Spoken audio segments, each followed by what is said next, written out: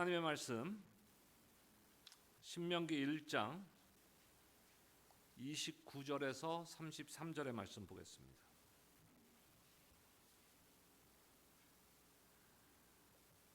신명기 1장 29절에서 33절까지 저와 여러분들 한 절씩 교독하겠습니다. 제가 29절 읽겠습니다. 내가 너희에게 말하기를 그들을 무서워하지 말라, 두려워하지 말라.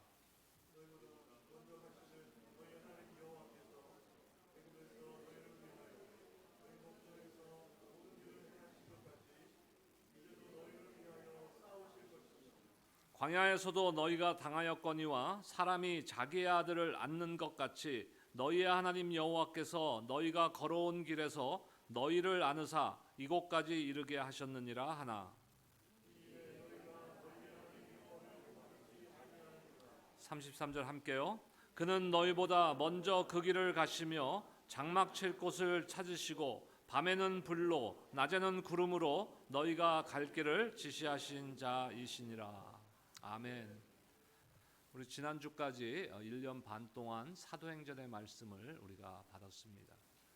오늘부터 7월 한 달 동안에 새로운 주제를 가지고 여러분들과 말씀을 나누고자 합니다. 주제는 위로하시는 하나님, 위로의 하나님. 우리가 이 땅을 살아가면서 누구에게나 가장 필요한 것이 있다면 그것은 아마 위로와 격려일 겁니다. 위로와 격려. 제가 우리 두 아들을 키우면서 이제 뭐 다 30이 넘어버려 갖고 다시 양육할 기회는 돌아오지 않겠지만 키우면서 제가 한 가지 후회되는 부분이, 내 자신을 반성하는 부분이 있습니다. 아이들을 키우면서. 그것이 뭐냐면은 격려를 많이 못 해줬구나. 아빠로서 아이들한테 격려를 많이 못 해줬다 하는, 저 자신도 그런 환경에서 저 어렸을 때부터 자랐고, 그러다 보니까 저희 아들들한테도 격려를 잘 못했던 것 같아요. 그래서 저희 아들들은 아마 아빠로부터 칭찬이나 격려를 많이 받지 못하고 자랐을 것입니다. 그래서 그것이 굉장히 후회되는 부분 중에 하나입니다. 우리 모두가 참 위로와 격려가 필요한 사람들이에요. 우리가 강해 보여도 많은 분들이 저를 굉장히 강한 사람으로 봅니다. 하지만 저는 굉장히 연약한 남자입니다.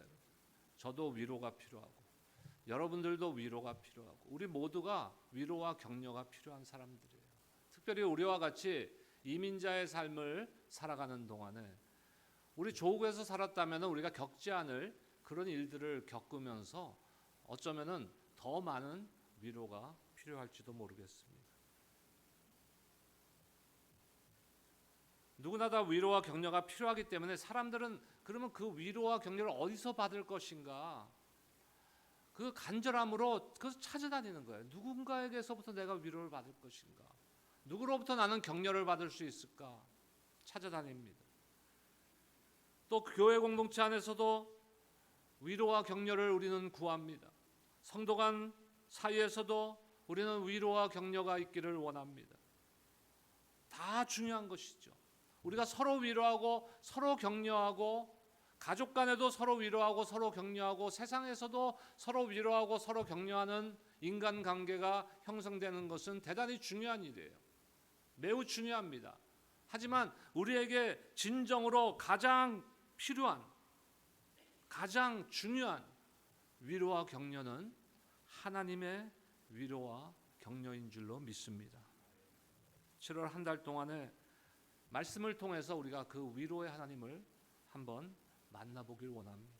오늘 본문 말씀 신명기라는 말은 두 번째 율법이라는 뜻입니다. 두 번째 율법. 그러니까 모세가 시내산에서 하나님으로부터 첫 번째 율법을 받았죠. 근데 이제 40년이 지나면서, 광야 생활 40년이 지나면서 가나안 땅이 눈앞에, 약속의 땅이 눈앞에 보이는 그 시점에서 신명기를 기록한 것이에요. 그러니까 율법을 다시 두 번째 되새기는 건데, 지금 40년이 지나가면서 광야에서 출애굽한 후에 40년이 지나가니까 이제 1세들은 광야에서 죽었거나 대부분 이제는 광야에 들어가지 못하고 죽을 것입니다. 그러니까 결국 이 디트로노미, 이 신명기의 말씀은 주된 대상이 광야에 들어갈, 광야에서 이제 가나안으로 들어갈 2세들을, 광야 2세대들을 향한 말씀이라는 것이. 왜? 그들은 시내산에서 모세가 율법을 받았을 때 태어나지 않았던 사람들이 대부분이기 때문에 다시 하나님의 율법을 선포하는 것입니다. 이스라엘 백성이 애굽의 노예로 살다가 출애굽하고 시내산 생활의 첫 1년을 지금 모세는 회고하고 있는 것이에요. 39년이 지났습니다. 40년 가까이 지났습니다. 이제 그 자리에서 모세는 첫 1년 동안에 그 하나님의 은혜를 회고하면서 지금 말씀을 선포하고 있습니다.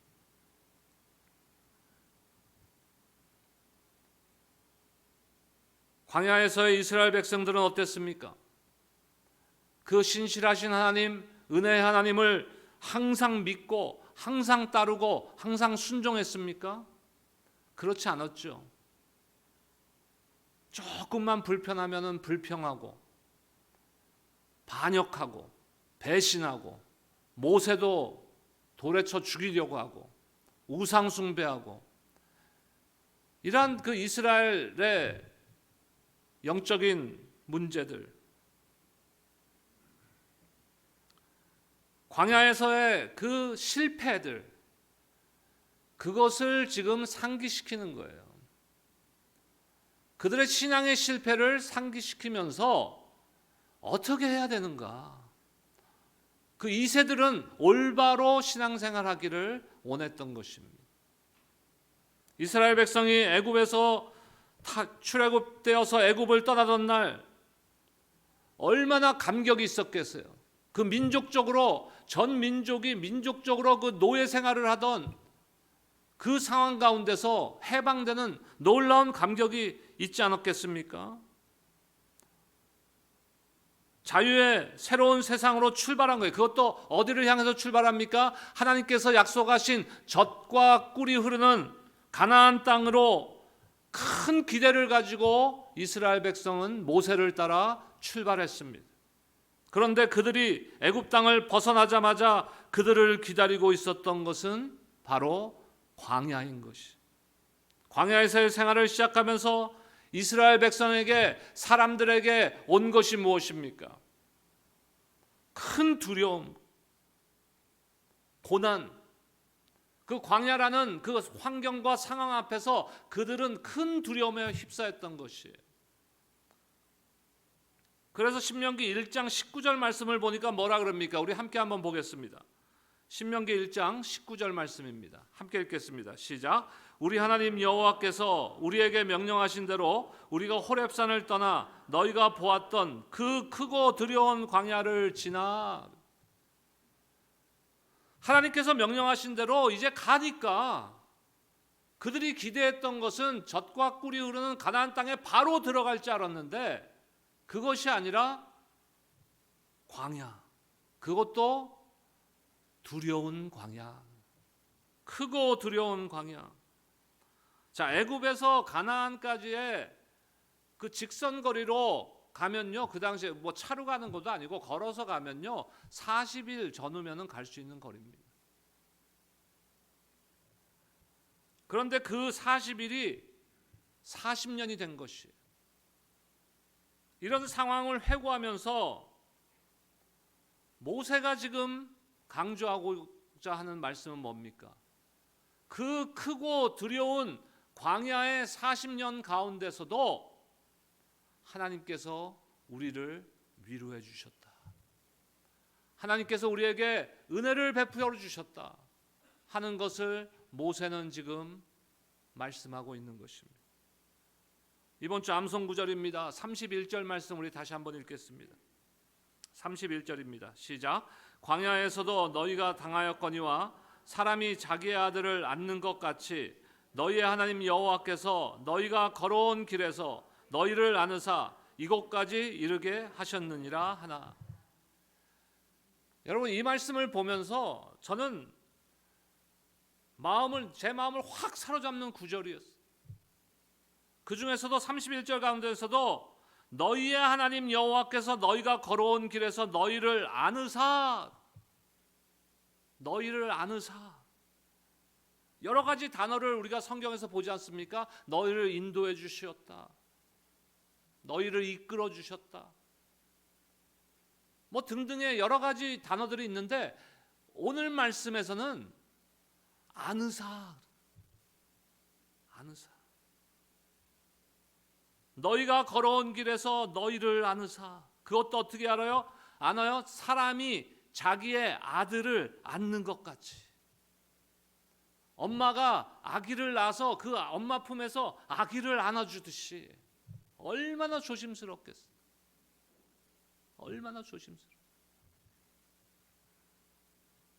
그 가운데서도 너희를 안으사. 저는 이 말씀이 저한테 나를 안아주시는 하나님, 나를 안아주시는 하나님, 그 하나님을 감사할 수밖에 없는, 찬양과 경배를 드릴 수밖에 없는 그 하나님을 경험하는, 하나님이 이스라엘 백성을 안으셨는데 마치 부모가 자기의 자식을 안는 것처럼 안으셨다는 말씀이 저에게는 얼마나 큰 위로가 되었는지 모릅니다. 여러분에게도 오늘 이 말씀이 여러분의 삶에 큰 위로가 되시기를 주의 이름으로 축원합니다.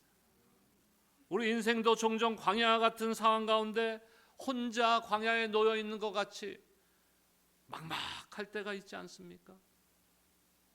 저도 이 미국 생활 38년째를 하면서 업다운이 심했죠. 막막할 때가 여러 번 있었습니다. 그런데 지나서 생각해 보니까 그 순간에도 하나님께서는 우리와 함께 계시다는 거예요.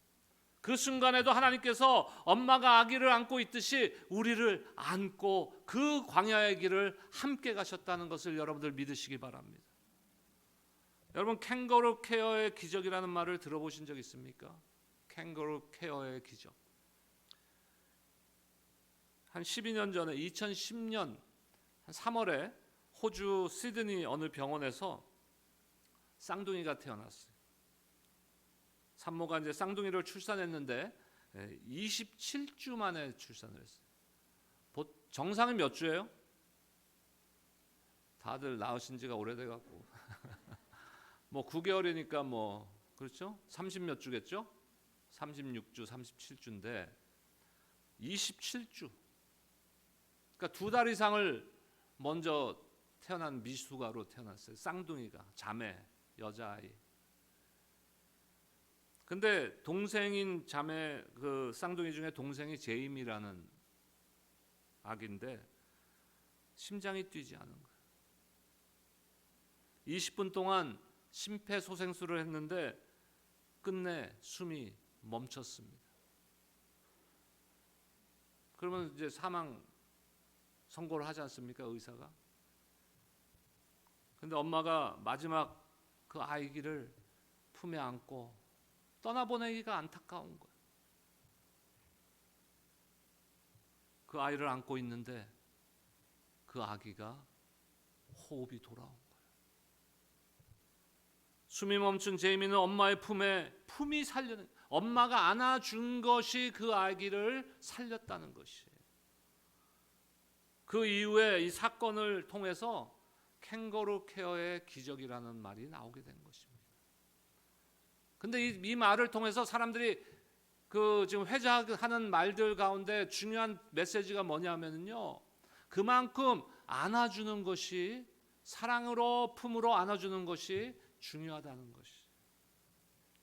물론 우리 그 한국 사람들은, 저를 포함해서 한국 사람들은 이 헉하는 것이 그 문화적으로 조금 생활화되어 있지 않아요. 그렇지 않습니까? 미국에서 뭐 3, 40년 살아도 저도 절대로 남자들하고는 헉 안 합니다. 그 1세들하고는 헉을 잘 안 해요. 1세들. 왜냐면 이제 서로 문화를 아니까. 하지만 제가 뭐 2세들, 우리 젊은이들이라든지 그러면 제가 헉을 합니다. 자연스럽게. 1.5세도 그렇고. 우리 조금 문화적으로 그런 게 있을 수 있지만 오늘 말씀을 보면서 그 안아주시는 거, 안아주는 것이 얼마나 중요한가. 아기를 키울 때도, 아이를 키울 때도요, 엄마가 얼만큼 그 아기를 안아줬는가, 부모가 얼마나 품에 그 아이를 안아주고 키웠느냐가 대단히 중요하다는 것이에요.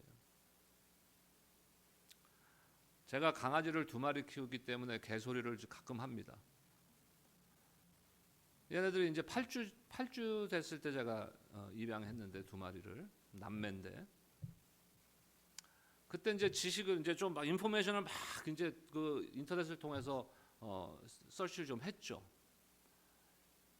근데 8주에서 12주가 되기 전에는, 그러니까 미니멈 8주 이전에는 입양하지 않는 것이 좋다는 것이 전문가들의 얘기더라고요. 그것이 왜 그러냐면은 최소한 8주 정도는 그 어미 품을 느끼고 그 어미 밑에서 많은 것을 배우게 된다는 거예요. 앞으로 강아지로서 살아가는 삶에. 그래서 8주 전에 그 입양을 하게 되면은 이상한 행동을 할 그럴 확률이 문제견이 될 확률이 높아진다고 합니다. 물론 우리가 뭐 강아지하고는 비교할 수 없는 존재이지만 그만큼 품이 안아주는 것이 중요하다는 것이. 하물며 엄마가 아기를 안아주어서 캥거루 케어의 기적을 만들어낸 것도 있지만, 하물며 천지 만물을 창조하시고 지금도 우주 만물을 통치하시고 전지전능하신 하나님께서 오늘 말씀을 보세요. 저와 여러분들을 그 부모가 자식을 안고 가듯이 광야와 같은 이 삶을 함께 하신다는 것이 얼마나 큰 축복입니까, 여러분? 얼마나 큰 위로가 됩니까? 광야 생활 가운데 이스라엘 백성들은 불평하고 하나님을 배신하고 우상 숭배의 길로 갔습니다.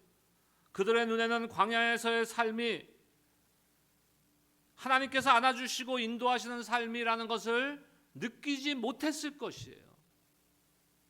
하지만 모세는 그 어려움의 광야에서도 하나님께서 자신을 안으시고 인도해 주셨음을 지금 선포하고 있는 것입니다. 하지만 백성들은 어때요? 모세의 말을 믿지 않았고 하나님을 믿지 않았습니다. 32절 말씀 보겠습니다. 이 일에 너희가 너희의 하나님 여호와를 믿지 아니하였도다. 그 하나님께서 너희가 부모가 자식을 안고 가듯이 그 광야에서 너희를 안고 그 모든 것을 필요를 채워주시고 보호해 주셨는데 너희는 그 하나님을 믿지 않았다. 무엇이 모세가 보는 관점과 이스라엘 백성들이 보는 관점을 이렇게 180도 다르게 만들었을까요? 모세는 지도자니까, 보스니까 뭐 광야에서도 편안한 침대에서 뭐 안락하게 그렇게 지내서 더 편하게 살았을까요? 아니에요. 아마도 이스라엘 백성의 지도자로서 모세가 백성들보다도 오히려 더 큰 고난과 책임감을 가지고 광야를 지나갔을 것입니다. 그런데 모세는 백성들과는 다른 관점으로 광야 생활을 돌아보고 있는 거예요. 무엇이 차이일까요? 우리도 신앙생활하면서요, 이스라엘 백성의 불평과 불만과 하나님을 배반하는 그 이스라엘 백성과 같은 관점을 가지고 신앙생활을 할 수도 있고, 아니면은 모세와 같이 그 모든 것이 하나님이 나를 안아주시고 나를 위로하시고 나를 격려하심으로써 함께 주님이 함께 하신 세월이었다라고 인정하는 관점을 가질 수도 있는 것이. 무엇이 차이일까요? 광야 여정을 고난의 통로로 보느냐, 아니면 하나님의 품 안에 안겨서 걷는 은혜의 통로로 보느냐의 차이인 것이. 똑같은 상황이에요. 똑같은 고난이에요. 똑같은 두려운 광야예요. 우리 모두 다 그런 두려운 광야와 같은 이 땅을 살아가고 있어요. 문제를 만나요. 고난도 당해요. 육신의 죽음을 지나갈 거예요. 육신의 질병이 걸릴 수도 있어요. 하지만 그 똑같은 당하는 고난과 광야와 같은 삶 가운데 무엇을 바라보고 가느냐? 어떤 관점을 가지고 내가 신앙생활을 하느냐에 따라서 이렇게 180도 차이가 날 수 있는 것이죠. 상황을 보는 시각이 다른 것이에요. 백성들은 무엇만 봅니까? 지금 두려운 광야만 보는 것이에요. 두려운 광야와 같은 그 환경과 상황만 보는 것이에요. 우리도 때로는 이렇게 실수를 범합니다. 어려움만 보여요. 눈에 어려움만 크게 보이는 거예요. 내가 지금 당하고 있는 것이 너무 어렵고 너무 억울하고 너무 힘들고 너무 고통스러워서 그것만 보게 되는 거죠.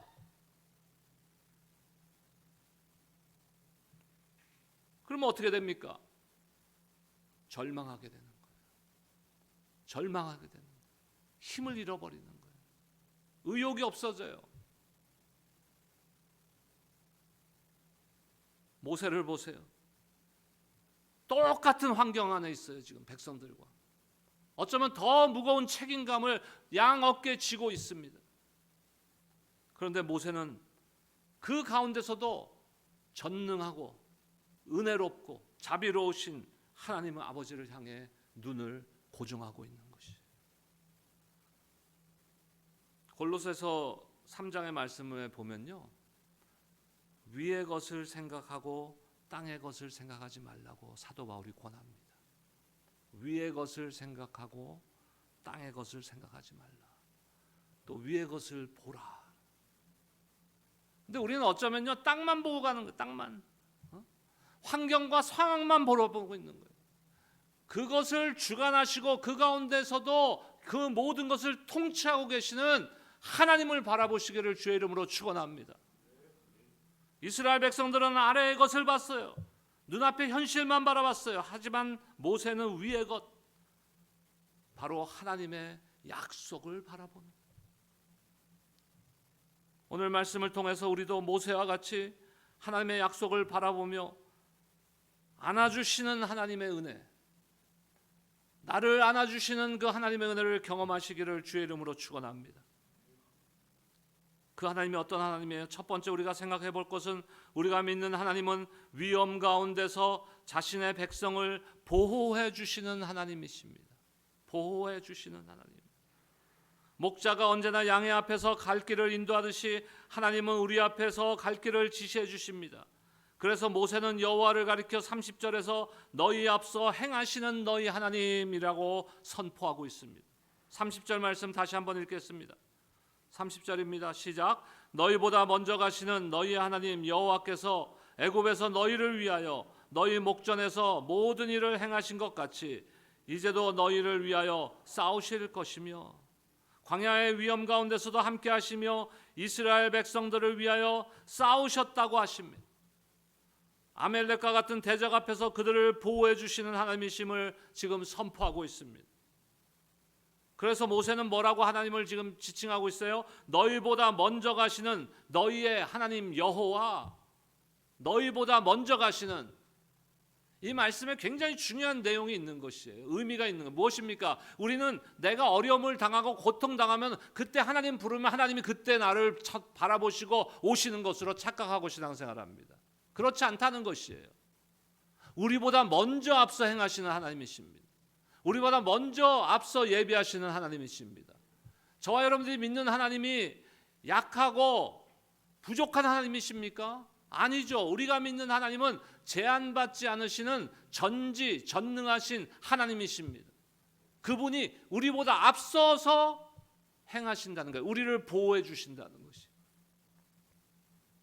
여러분의 삶을 인도하시며 보호해 주시는 하나님이 아비가, 부모가 자식을 안고 걸어가듯이 여러분을 품에 안고 삶의 여정을 함께하고 계심을 여러분들 믿으시기 바랍니다. 또 더욱 감사한 것은 무엇이에요? 그분이 우리를 사랑하신다. 그분이 나를 사랑하신다는, 전지전능하신 분이 나와 상관없는 분이라면 우리는 아무 소용없는 것이에요. 그렇지 않습니까? 근데 그분이 저와 여러분들을 사랑하십니다. 얼만큼 사랑하세요? 가장 귀한 독생자 예수 그리스도를 십자가에서 희생시키기까지, 그것을 통해서 저와 여러분들을 향한 사랑을 이미 확증해 주셨어요. 그 사랑을 우리가 안다면, 그리고 하나님께서 지금도 나를 품에 안고 걸어가시고 우리보다 앞서서 우리를 보호하시고 인도해 주시는 하나님이심을 믿는다면 그것보다 더 큰 위로가 어디 있겠습니까? 두 번째 생각해 볼 것은 이곳까지 이르게 하신 하나님입니다. 31절 하반절 보겠습니다. 이곳까지 이르게 하셨느니라. 앞길을 인도하시는 것이 아니라, 앞길만 인도하시는 것이 아니라 본문에 보면 친히 장막을 치고 머물러 쉴 것을 찾아주셨어요. 광야길을 걸어가는 동안 이스라엘 백성들에게 필요한 것들을 다 공급해 주셨다는 말씀이에요. 여러분, 우리가 이 땅을 살아가면서 여러분들에게 하나님께서 다 공급해 주셨잖아요. 다 공급해 주셨어요. 여러분들 하나님이 공급 안 해주셔서 굶으십니까? 입을 옷이 없으십니까? 우리가 헌원 모으기를 갖다가 1년에 한 2차례씩 하는데요, 펀드레이즈를. 더 이상 안 나올 것 같은 거야, 옷이. 안 입는 옷들을 이제 우리가 도네이션 하지 않습니까? 더 이상 옷이 안 나올 것 같은데 1년에 2번씩 하는데 또 나와. 여러분, 특히 여자분들 잘 들으세요. 그거 붙들고 있지 마세요, 옷장에. 뭐 3년 5년 동안 한 번도 안 입은 옷들을 왜 붙들고 있어요, 그거를. 주님 믿습니다. 유행은 돌아올 것을. 유행 돌아오면 또 주님께서 옷 안 해주시겠어요? 여러분들 공급해 주십니다, 여러분. 안 입는 옷들이요 30%에서 50%는 돼요. 제가 여러분들 옷장 안 봤지만, 만약에 이거를 그래도 아까워서 내 손으로는 이러면은 저한테 전화하세요.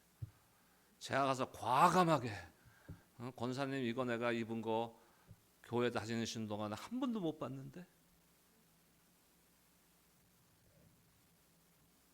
내가 욕심이 있기 때문에 부족하죠. 내가 항상 욕심이 있으니까 부족하죠. 더 주세요, 더 주세요 하죠. 하나님께서 우리에게 안 주셨습니까? 일용할 양식을 안 주셨습니까? 거할 집을 안 주셨습니까? 입을 의복을 안 주셨습니까? 광야에서 이스라엘 백성들이 배고프다고 아우성하니까 만나를 주고, 고기 먹겠다는 게 메추라기를 주시고, 목마릅니다, 죽겠습니다 하니까 반석에 지팡이를 쳐서 물을 내게 하시는 하나님이세요.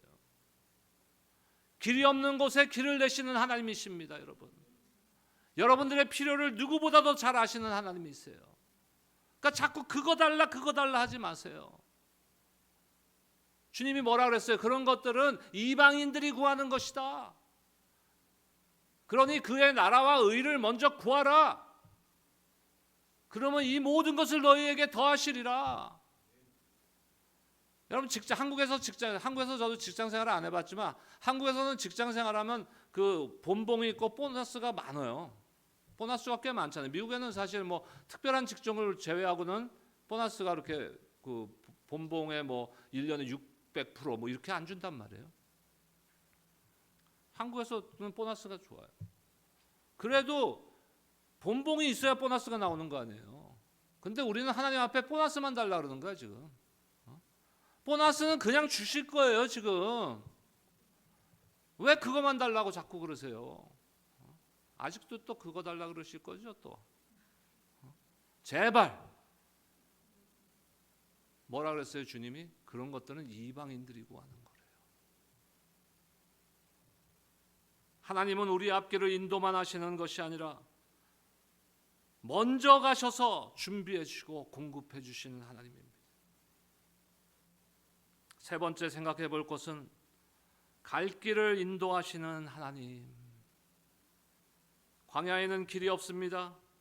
그렇다고 요즘 같으면요, 오늘도 이제 수영에 가실 때 뭐 카풀을 하든 각자 차량을 가지고 가실 때 이제 주소만 우리가 카톡에다가 넣어드리면은, 옛날 같으면 막 다 뭐 그냥 지도 카피하고 디렉션 뭐 91번 가다가 60번 타시고 그 다음에 10번 타시고 막 설명해서 드렸어야 돼. 근데 요즘은 딱 전화기 하나면은 다 안내가 딱 하잖아요. 이게 좋은 점도 있고 나쁜 점이 있어. 나쁜 점은 뭘까요? 길을 몰라. 제가 한국 가서 주로 이제 저도 그 렌트카에서 다니는데 한국 가면 목사님 어떻게 한국에서 그렇게 운전을 하세요? 그래. 그냥 뭐 바보가 되는 거죠. GPS가 가라는 대로만 가면 되니까. 근데 여기가 어딘지 여기가 무슨 길인지 잘 몰라요. 근데 이 당시에 무슨 GPS가 있었겠어요? 광야에? 어디로 가야 할지 알 수 없는 거예요. 하나님께서는 그곳에서 불기둥과 구름기둥으로 이스라엘 백성의 길을 열어주셨습니다. 백성들보다 먼저 그 길을 가시며 장막 칠 곳을 찾으시며 밤에는 불기둥으로 낮에는 구름기둥으로 그들의 갈 길을 인도하셨습니다. 33절 말씀 함께 읽겠습니다. 시작. 그는 너희보다 먼저 그 길을 가시며 장막 칠 곳을 찾으시고 밤에는 불로 낮에는 구름으로 너희가 갈 길을 지시한 자이시니라. 찾으신다 그랬어요.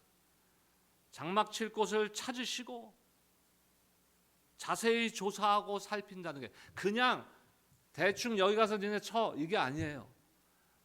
이스라엘 백성들에게 자 오늘 이제 좀 쉬어야 될 텐데 발길을 머물고 이제 장막을 치고 좀 쉬어야 될 텐데 어디가 제일 적합한지 정확하게 파악하시고 제시해 주신다는 거예요. 여러분 우리가 믿는 하나님은 실수가 없는 하나님이십니다. 여러분 그분이 우리의 갈 길을 인도해 주시는 분이세요.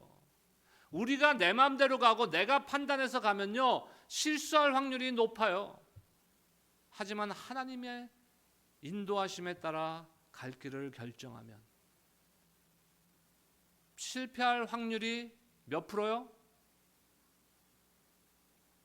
0%. 0%. 우리를 위해 가장 안전하고 평온한 곳, 쉴만한 물가, 푸른 초장을 찾으시고 예비해 주시는 하나님이십니다. 이 하나님의 은혜와 인도가 없이 우리 역시 어떻게 이곳까지 왔겠습니까?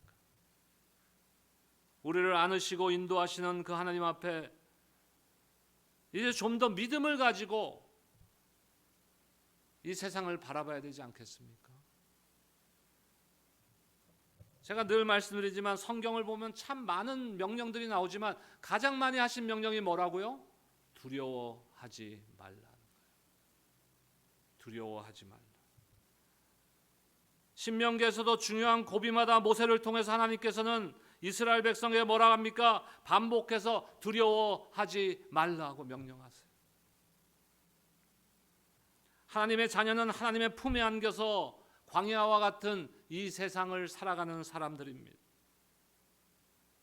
아기가 부모, 엄마 품에 안겨 있을 때는요 절대로 두려움이 없어요. 모세는 광야 생활을 돌아보면서 하나님께서 아버지가 되어 주셔서 하나님의 자녀들을 품에 안고 보호해 주시고 때마다 필요를 채워 주시고 갈 길을 인도해 주셨음을 지금 고백하고 있는 것입니다. 여러분 우리가 하나님을 뭐라고 부릅니까? 아버지. 그 아버지 되신 하나님께서 날마다 삶 가운데 나를 안으시고 나를 품어주시는 하나님이심을 경험하시기를 주의 이름으로 축원합니다. 누군가에 안긴다는 것은요 머리로 행동하는 것이 아니에요. 어떤 이성적인 것이 아닌 거예요. 안긴다는 것은 또래는 누구를 안아준다는 것은요 우리가 온몸으로 느끼고 경험하는 거예요.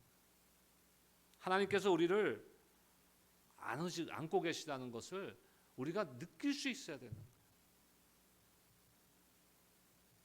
혹시 우리는 입으로는 아버지를 찾으면서 내 가슴은 차갑게 식어 있지 않습니까? 그래서 말씀을 들어도 예배를 드려도 기도를 해도 찬양을 해도 그 아버지의 품이 경험이 되지 않는 거예요. 그러다 보니까 환경과 상황에 억눌려서 낙심하고 절망하게 되는 것이.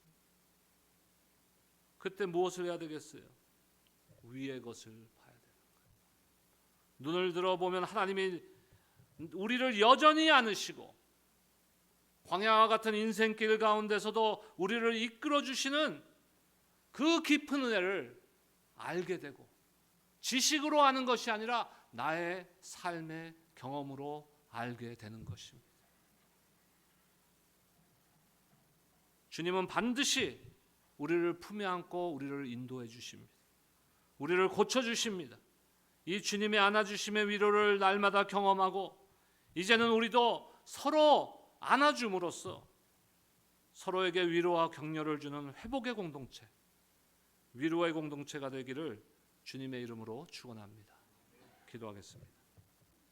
하나님 감사합니다. 위로하시는 하나님, 특별히 오늘 신명기의 말씀을 통해서 그 이스라엘 백성들의 광야에서의 고통과 두려운 삶을 품에 안고 함께 하신 그 하나님을 우리가 살펴보아요.